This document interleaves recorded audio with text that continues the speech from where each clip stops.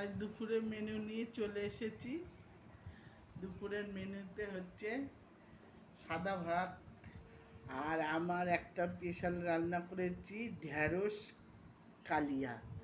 ঢ্যাঁড়সের কালিয়া, আর আমি করেছি লোটে মাছের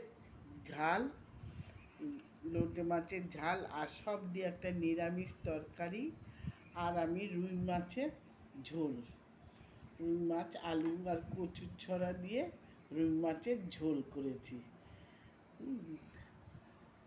বলো, আমার এই ভিডিওটা যদি ভালো লেগে থাকে তাহলে লাইক করে দিও, আর কারা কারা লোটে মাছের ঝাল খেতে ভালোবাসে অবশ্যই আমাকে কমেন্ট করে জানিও। আর আমার এই ভিডিওটা যদি ভালো লেগে থাকে লাইক আর শেয়ার অবশ্যই করে দিও। আমার এই চ্যানেলটাকে সাবস্ক্রাইব করে দিও। ধন্যবাদ।